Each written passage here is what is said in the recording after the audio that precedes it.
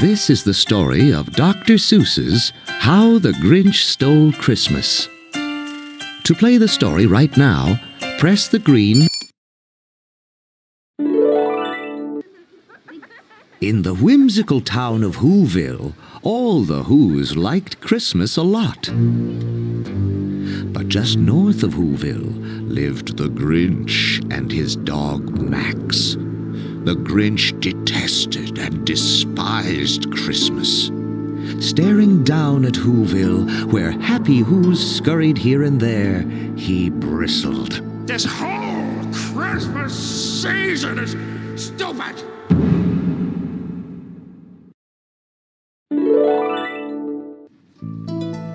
Meanwhile, in Whoville, Postmaster Lou Who was purchasing presents with his 5-year-old Who, Cindy Lou Who.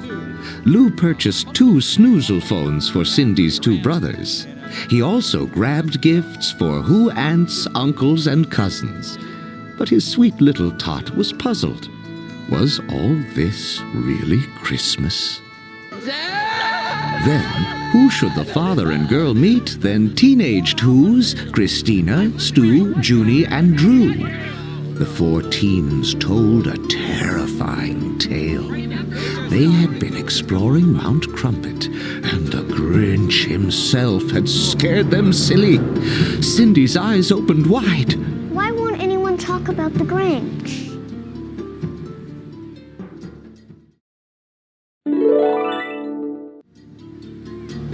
Just saying the name Grinch filled the townsfolk with fear, even though Mayor Mayhew told them not to worry.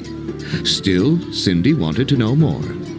She decided to discover the forgotten facts about the Grinch. The Grinch often slithered through Whoville, pulling pranks so naughty and nasty they would make a skunk hold its nose. He'd act like a chair and push Who sitters out of his seat. Or he'd roll a ball at the mall to make Who's slip, skip, trip, and flip.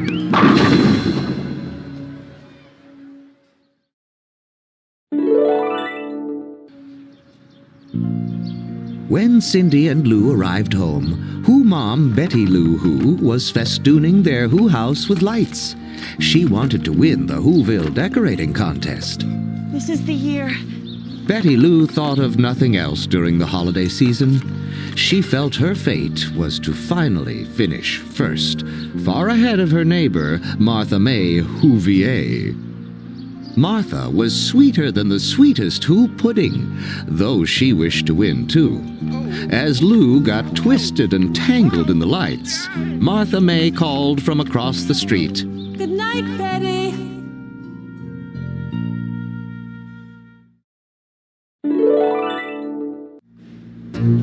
Returning to his cave, the Grinch was happy to behold heaps of rubbish piling up from the town below. For you see, this rancid refuse provided the power for the Grinch's dank dwelling. Beautiful soul, happiness, there's no place like home. Cindy, in her search for Who truth, asked doddering Who biddies Clarnella and Rose about the Grinch's peculiar past. They had raised him from Grinch baby to Grinch boy.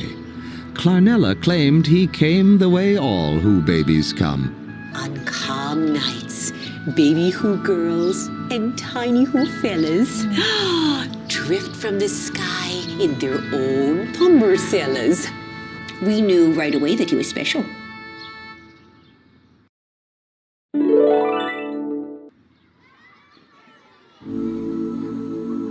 As a boy, the Grinch loved Christmas, almost as much as he adored young Martha. Martha thought he was quite cute, too. But the furry green Grinch was teased, especially by young Mayhew. You're 8 years old and you have a beard. Undaunted, the young Grinch began to fashion something special to make Martha merry at the school gift exchange. Tinkering and thinkering, he took some silverware, a bicycle beeper, and other oddities, and made them into an enchanting angel. This will be perfect on the top of a tree. Then he switched on the shaver and sloppily sheared his face.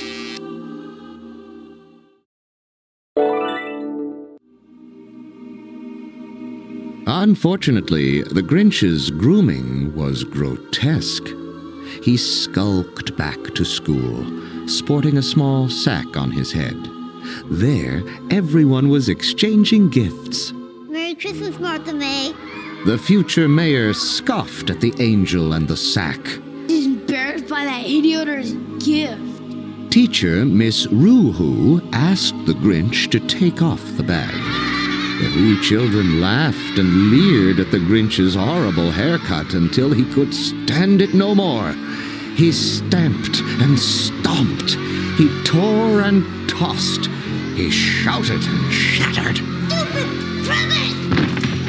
I hate Christmas! He lifted their tremendous tree like it was a twig.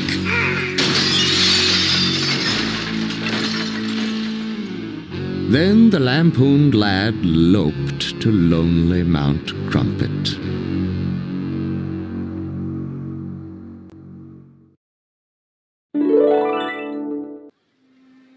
With all this knowledge gnawing at her noggin, Cindy made a decision. As the Whos wondered who their next holiday cheermeister should be, Cindy spoke up. I nominate the Grinch!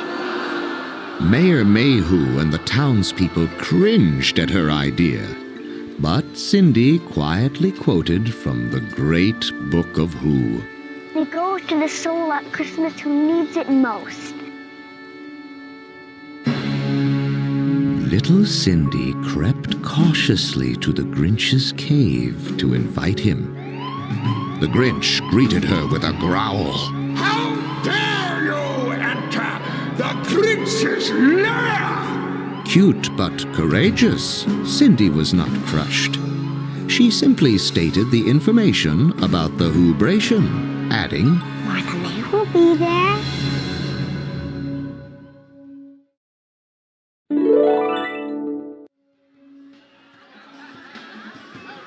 At the Whobration, Betty was close to claiming the contest crown, but sneaky Mayhew stated that Martha had won.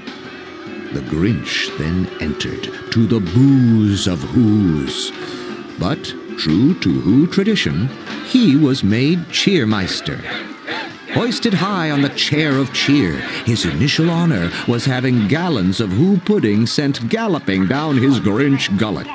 On Mayhew's command, the Grinch was dragged into dizzying dances. He was fed piles of pies, carts of cakes, and crates of cookies. He slogged through sack races. Suddenly, mean Mayor Mayhew presented one more present. The gift of a Christmas shave. Gales of giggles greeted the grimacing Grinch.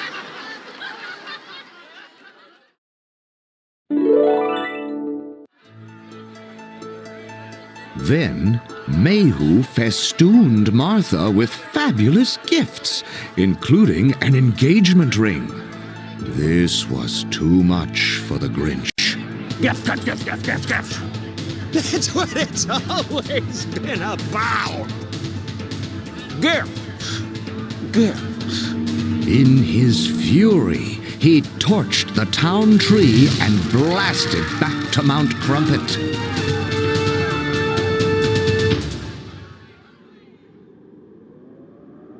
Around his place, the Grinch paced and paced. I know just what to do. Then he got an awful idea. He'd suit up like Santa Claus. He'd slap together a sleigh. He'd rig up Max as a reindeer. Soon they were flying off so fast they almost collided with a faintly familiar fellow. Ho, ho, ho, hey!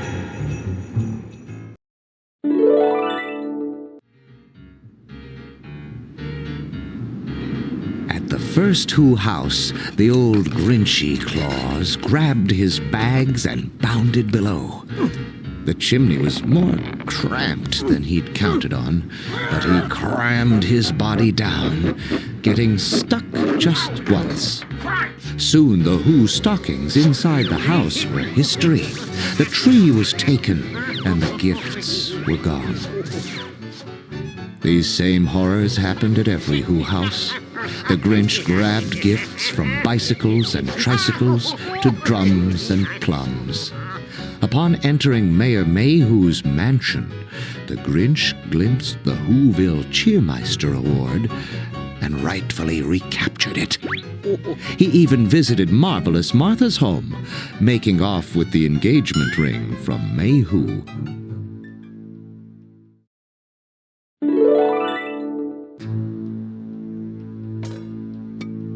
The Grinch stole undiscovered until he was uncovered in the house of none other than Cindy Lou Who. Cindy stared at the Grinch. Santa, don't forget the Grinch. I know he's mean and hairy and smelly, but I think he's actually kind of sweet. Beneath his green fur, Grinch blushed red as a ripe radish. Just the same, he shinnied up the chimney, even lugging the log from the fire. No food for the feast, no gifts for the giving, no light strings that stay lit even when one goes out, no anything. His booty bagged, it was time to travel 10,000 feet to the tip-top of Mount Crumpet to dump it, like so much Who trash.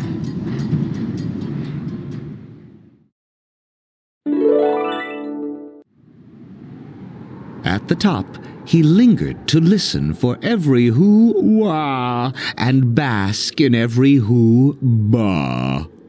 Though Mayor Mayhew did moan that Christmas was ruined, it was Lou who stood to speak for the true spirit.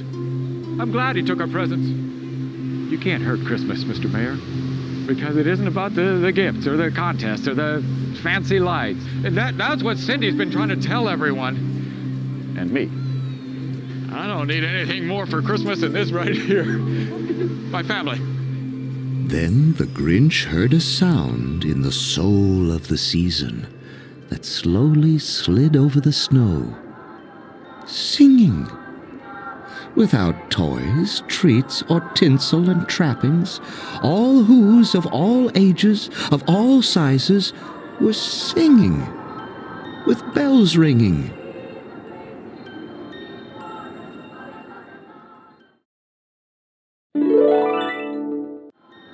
The Grinch had not stopped Christmas from coming. It came swifter, sweeter, and stronger than anyone in Whoville could recall. Just imagine the perplexing puzzlement that now plagued the pondering Grinch. He simply stood still, struggling and straining. How could it be so? It came without packages, boxes, or bags. Then he thought of something he hadn't before.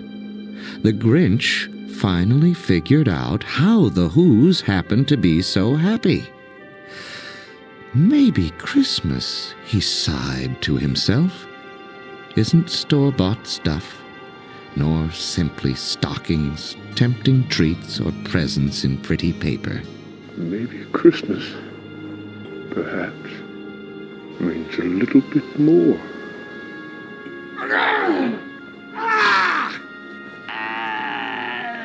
Max! Help me! I'm feeling...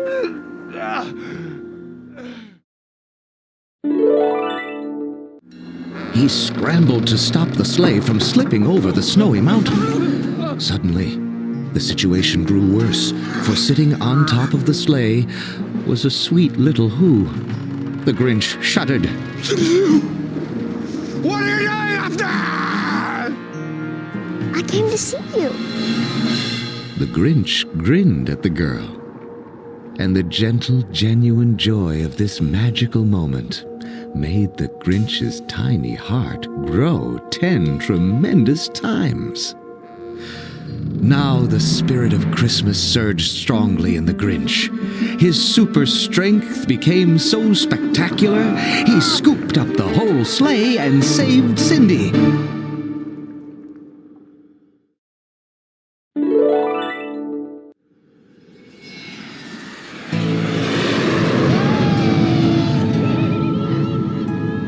The sleigh whisked back to town like the wind.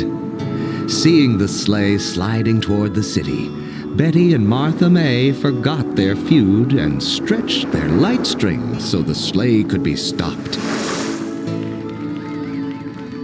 In his soiled Santa suit, the Grinch said he was sorry. And he was fully forgiven by the fair-minded Whos. All the while, Martha was searching the sack on the sleigh. When she found the engagement ring, she returned it to a red-faced Mayhew. Martha stood by her Grinchy sweetheart, who gleefully got all the town lights glowing gloriously again.